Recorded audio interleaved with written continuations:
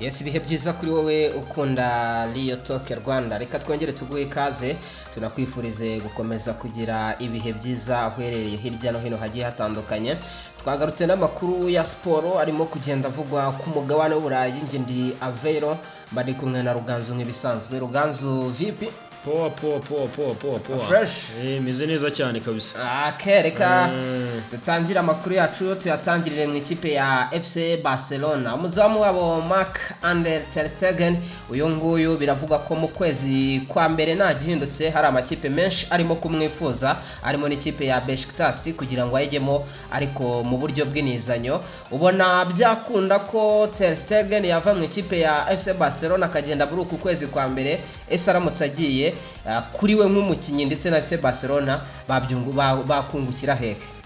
Mbere na mbere kuri we nk'umukinnyi icyo bimufasha, kuko arareba muri ekipe y'igihugu y'Ubudage, ni ekipe igiye kwitabira igikombe cy'isi, akavuga ati byanze bikunze witwa Manuel Neuer ntahari, nakabaye ari ngiye ugize ute uri hariya ahantu, akaba ari ngiye urimo urabasha guperforminga bigendanye n'abariya abakinnyi bahari. Uranibyibuka ko byari byanateje saga cyane, ubona nyine adashaka gutanga za medical document test kugira ngo nyine bibe byafasha mu kwandikisha abakinnyi benshi bagiye batandukanye, harimo n'aba Marcus Rashford. Gusa bizaza kuva kwizimenya navuga ati FC Barcelona muri abakoresha banjye, ntabwo nkomeza kugira gute kuba nakigira, ahubwo ngomba nyine gutanga uburenganzira bikagenda uko byakagenze. Rero mbona ko yaba uyu muzamu navuga ngo Olivier Baumann wa ekipe ya Hoffenheim ukoreshwa n'uyu mutoza na Griezmann, sibyo uyu Marc-Andre ter Stegen aramutse yagiye muri ekipe ya Besiktas CFC Barcelona. Ariko none twibuke ko uyu ter Stegen ntabwo akiri ter Stegen wa 2017 nyine yamya kuvuga ngo arafata ekipe ya FC Barcelona ayitereke ku bitugu bye. Ni ter Stegen nyine ukeneye ya game time ihoraho kugira ngo abe yagaruka kuri form, ariko akina bihoraho gukina, aho kugira ngo ube uri muri ekipe nziza, sibyo yo kugasongera kuri ya niveau yo hejuru ariko utabasha kubona umwanya wo gukina. Beta ko nyine waba uri muri ekipe iguha umwanya wo kuba wakina ugakoreramo ayo makosa, ariko ukaba uri hehe, uri on form. Ter Stegen ubwe nk'umukinnyi aratekereza ku gikombe cy'isi kiri kuza imbere. Buriya yashakaga no kuza yihuta ngo aze hakiri kare imvune zitaranakira neza, ubonye ko byahise binamusubizayo. Nge kubwanjye mbona ko byaranamufashije, ahubwo kuba yarahise anavunika nako yongera gutonekara, sibyo kuko ntabwo ari kuvunika, gutonekara nyine navuga ko byamufashije. Niba noneho koko yaba yamaze kugaruka mu buryo bwa nyabwo atagifite bya bibazo by'imvune, byamufasha kuko yabasa naho agarutse ari wa muzamu mushya. Urumva ubwe arajya kuri uniform igikombe cy'isi nicyo atekereza. Hanyuma kuri ekipe ya FC Barcelona ibyikavaringa ni FC Barcelona igifite ibibazo by'ubukungu, byanze bikunze Besiktas mutwaye nk'intizanyo hari nibishaka bari kuva mu kwa mbere kugera mu kwa gatandatu muri summer transfer window. Urumva nyine hari pourcentage, hari amafaranga ay'imishahara ay'iki n'iki igomba kuba iri gukavaringa. Urumva uruhande rumwe yaba FC Barcelona yaba na ter Stegen yaba byungukiyemo, kandi ni Besiktas ntabwo yabiri kumwifuza gusa, ibona ko nta kintu ashobora kuba yagira ati yabafasha, kuko tumaze kubibona ko Besiktas nyino ni muri Turukiya. Urabona ko mu gihugu cya Turukiya nubwo ari ku mugabane w'Uburayi barasa no bamaze guhindura icyo nakwita umuvuno, n'abanyaburayi ariko biteguye kurekura amafaranga abakinnyi bo kuri nivo zo hejuru. Uranabibona ko abakinnyi bava muri Saudi Arabia bagakanda back bagaruka i Burayi, ariko iyo uko gukanda back kwabo ntikubasubiza muri ibihugu navuga ngo by'Ubwongereza, Ubutaliyani na za Espagne, ahubwo bagasubira ku mugabane w'Uburayi, kubera ko ni Burayi hariyo iyo competition, ariko nanone hariyo amafaranga menshi par rapport y'izina rya championnat par rapport ya competition. Ni ikipe ya Besiktas imwifuza, ariko hari n'andi makipe akomeye harimo Manchester United, yose yagiye avugwa ko yifuza kuba yareba niba bajya mu biganiro n'uyu muzamu w'Umudage Marc-Andre ter Stegen w'ikipe ya FC Barcelona. Reka tuze kureba aho ari buze kwerekeza. Ikindi wabonye ko bamwe mu bakinnyi b'ikipe ya FC Barcelona baraza kuba bagarutse muri weekend, barimo Rafinha wari ukumbuwe mu ikipe FC Barcelona. Reka ko kuri match ya Athletic Club Bilbao bizaba ari ibindi banagaruka kuri Spotify Camp Nou. ubwo reka tuve mu ikipe ya FC Barcelona duce n'ubundi mu baturanye ni mu ikipe ya Real Madrid duhere kuri Thibaut Courtois wagarutse kuri Lamine Yamal avuga ati Lamine Yamal mbere ya Clasico aba yashyushye cyane ati rero nk'umukinnyi ukiri mutoya cyane ati nkeka ko ibyo avuga ari nabyo bimugiraho ingaruka nyuma ati nibyo muri Clasico zabanje bagiye badutsinda ariko kwiheruka ibyo yari yavuze mbere ya Clasico nyuma tukabatsinda bisa nkaho ari byo byatumye bimugiraho ingaruka. Undi ni nacyo navuga ngo gisa naho gitandukanya ibi bintu. Lamine Yamal ni umukinnyi ufite impano idasanzwe y'umupira w'amaguru ishobora nyine kugera ahantu hose hashoboka, ariko ni Lamine Yamal navuga ngo wipozisiyona mu kwiyumva nk'ari umuntu mukuru cyangwa se ari umugabo, sibyo? Hanyuma FC Barcelona nayo navuga ngo idafite amahitamo ikumva ko ari uko bigomba kugenda nyine. Kuko waranabonye President Yohani Laporta avuga ngo ese kuki ku bandi bakinnyi, sibyo? Ngo iyo hagize akaba mutabatungaho mikro n'amakaramu yanyu ngo mwandike, sibyo? Ariko byaba kuri Lamine Yamal bikaba bimeze nk'aho inkuru zari zisanzwe zanditse, sibyo? Cyangwa se zari zisanzwe ziri kodinze ari uguhita muzisohora muzishyira hanze. Ibyo bihita bikwereka iki? FC Barcelona bitewe na crise irimo ntabwo Lamine Yamal wenda abantu bagiranye no kuvuga ngo afite impano ishobora kuba wenda kuba yabasimbura Lionel Messi, ntabwo wenda mukinnyi ashobora kuba yaza ngo asimbure undi, ariko impano yo arayifite. Ariko Lionel Messi yazamutse hari bande bro, umuntu wakorewe introduction byibura 2004 urumva, ariko akaba umustata byibura 2009 aruko Kizigenza Ronaldinho amaze gusohoka. Urumva icyo kintu kiba kiri aho ngaho, iyo bondi biri aho ngaho. Wenda ni na Lionel Messi udakunda no gutwika kuko apariye kuvuga ngo icyo gihe cyose na wenda ni koranabuhanga cyangwa se imbuga nkoranyambaga byari bitarafata indi ntera, amafaranga yaraterwa menshi umupira cyane, ibyo nabyo bishobora kuba birebaho sometime bugakunda na Lamine Yamal, ariko nuko bagira ute wanamugarukira mu buryo bumwe ariko nyine udahejeje inguni. Ariko ibyo Thibaut Courtois aravuga ko nyine Lamine Yamal ubona ko nyine ni umukinnyi navuga ngo utangaza cyane kandi ugasanga ibikorwa bye hari aho bitavuga. Buriya uzi itandukaniro ry'aba Vinicius Junior se? Vinicius Junior ashobora kuza akavuga amagambo menshi cyane y'umurengera, sibyo? Swati Vinicius ariyenzwa bibamwiyenzaho bigendanye n'uruhuru n'ibara ry'uruhu rwe, noneho byagendana n'ibara ry'uruhu rwe akaba ashobora gufata match akayikiringa agaterura equipe ya Real Madrid akayivana kuri nivo imwe akayigeza ku gasongero. Ariko subira inyuma uwitwa Lamine Yamal niba utarabashije gutsinda ikipe ya Paris Saint-Germain, urumva match nyinshi we yagiye atangazaho yagaritswe kandi ari za match navuga ngo zigisobanura. Erega naba ba Vini nka Vini kiba ntabwo Vini yari yavuga kuri adversaire ngo agende nyine amuvugeho nk'uburyo Lamine aba yavuze. Lamine imbere ya match aba yarapostinze ibintu byinshi, ariko ba Vini impamvu agaruka cyane akunda we gushwana hagati mu mukino, biba mu mukino nibyo bituma kenshi agarukwaho. Ubwo rero ni Thibaut Courtois wari wagarutse kuri Lamine Yamal. Uzana birebe kuri Vini ntabwo ari Vini ni gakeya ukunda kumubona atari gushwana n'abafana muri stade, sibyo?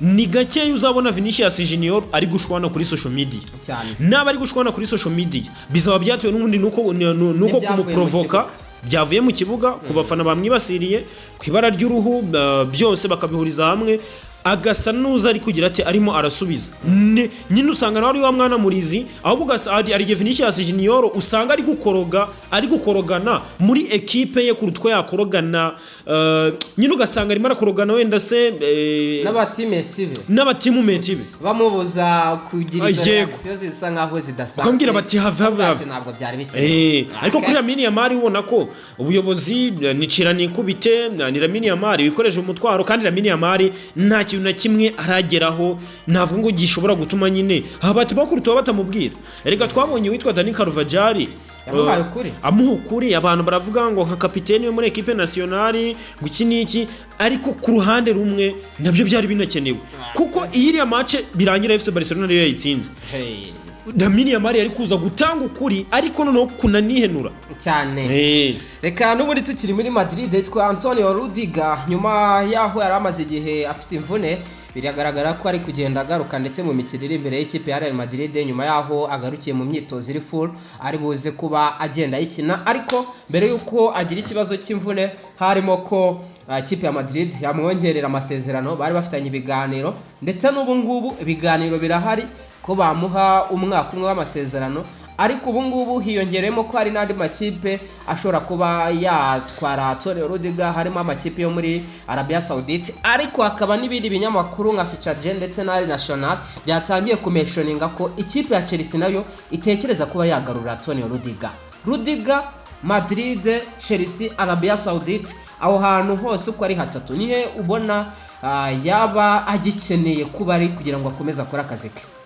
Mu buryo bw'amafaranga yajya muri Arabia Saudite, mu buryo bwa kariyeri yaguma muri Madrid, mu buryo kandi bw'iyo kariyeri Real Madrid navuga ko iracyakeneye services, kuko twumva baba uyu musore Magehi uvugwa muri izo ekipe zose nyine urumva niba nabyita shortage y'aba defender, ariko nanone ni ekipe ya Real Madrid igikeneye Antonio Rudiger, kubera ko uyu musore Eder Militao nawe niba hari umupfumu ashobora kuba yaravuye muri Brazil yambuye, azasubire ajye kumusaba imbabazi, kuko ubona ko ibyo bimeze nk'ibyaba Reece James, nk'ibi bya Romeo Lavia avuye muri ACL injury ngahita kubitana na thigh injury 2 semaines 3 semaines, ugasanga nyine ni ibintu bihora navuga ngo byirepeta ikibazo cy'imvune ugasanga gize gute kirakomeye cyane, kuko hari igihe ureba nka Dino Jason niyo Eder Militao ukavuga ngo babaye bari kumwe ari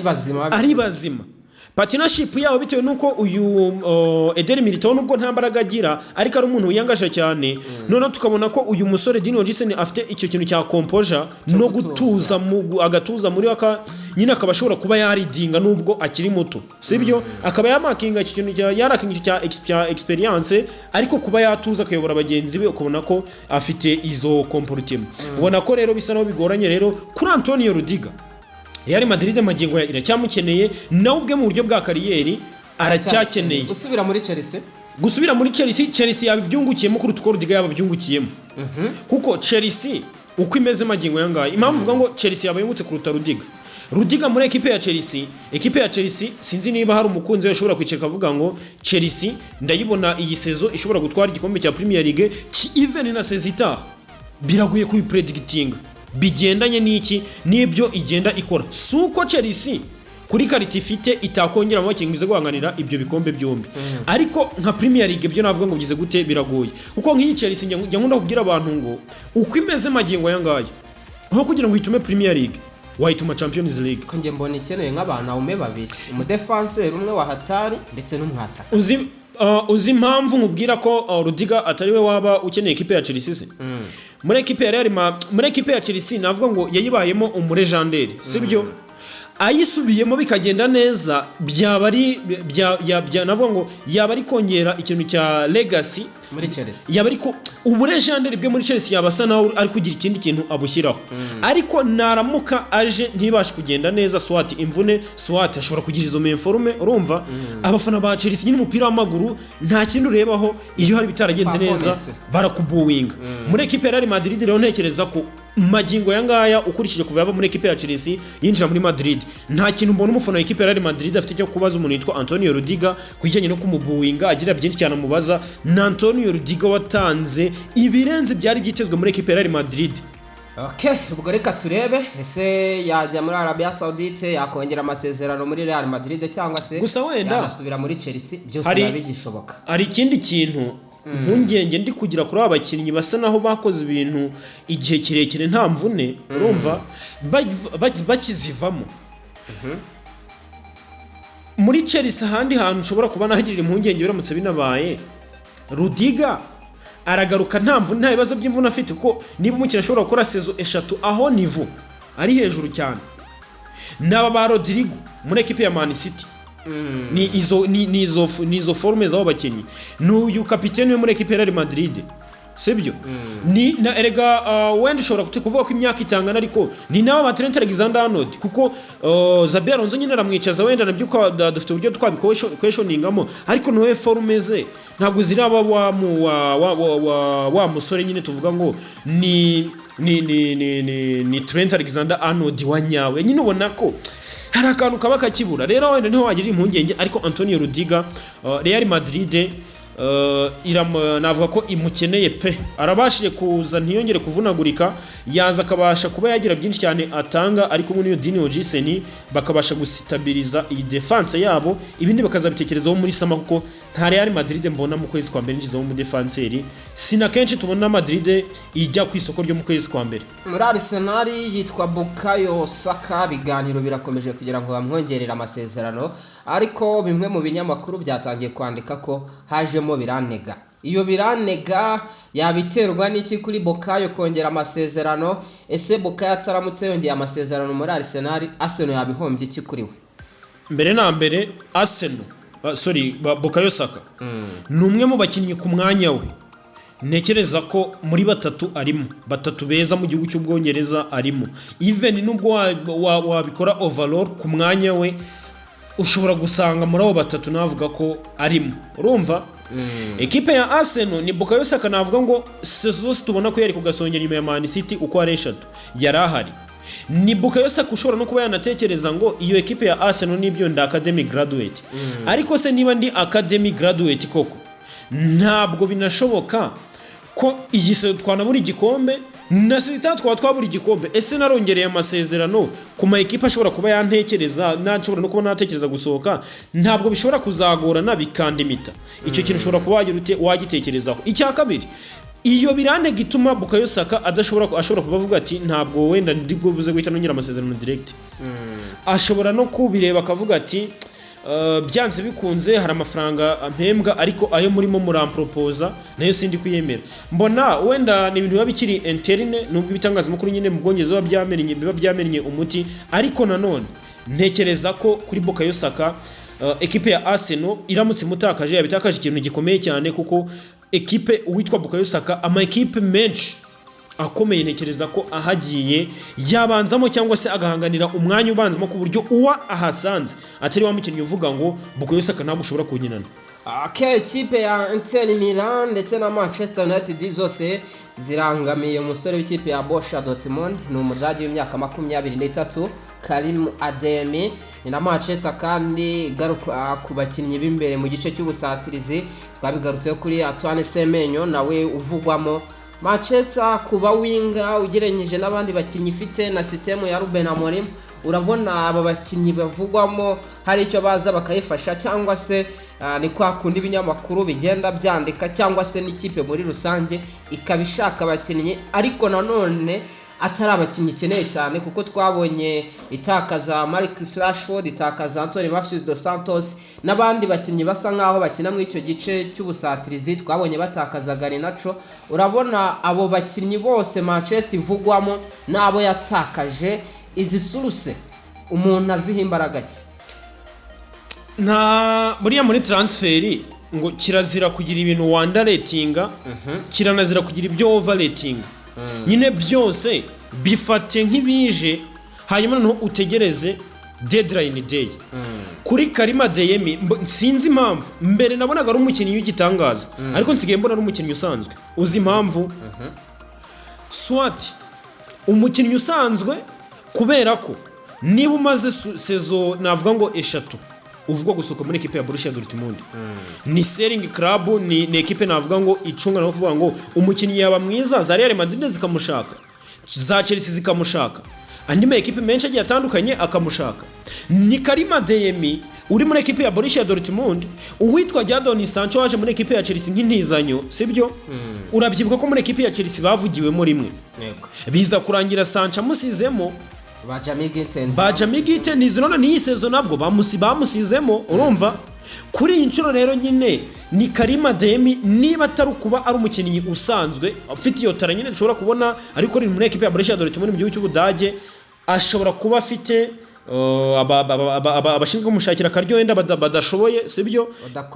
Badakora cyane cyangwa se bari nakwa umukinnyi aba adafite bya bintu navuga ngo amahirwe kambyite gutyo muri kariyeri. Ariko Karim Adeyemi nyine kumwofaringa muri ekipe ya Manchester United nta mwanya mbona ngiyewe yabonamo. Muri Inter Milan muri Inter birashoboka, bigendanye na pesi ya Italian Serie A sibyo ashobora kuba yagiramo bigakunda kanajyana nuko ikipe ya Inter de Milan turabyibuka muri sama byari bishyushye cyane bashaka Demola Lookman yego batamubonye urabona ko nyine igice cy'ubusatirizi cyangwa se attacking option zabo bakeneyemo umukinnyi reka dusoreze mu ikipe ya Tottenham Hotspur ni umukinnyi wanavuzwe no muri yo Manchester United ndetse no mu yandi makipe atandukanye ni rutazamu Ivan Toney uyu musore w'umwongereza w'imyaka 29 bivugwa ko ashobora kugaruka muri aya mashampiyona akomeye ku mugabane w'Uburayi ndetse akaba yanakwemera kugabanya umushahara we kubera ko kugeza aka kanya ahembwa ibihumbi 400 ku cyumweru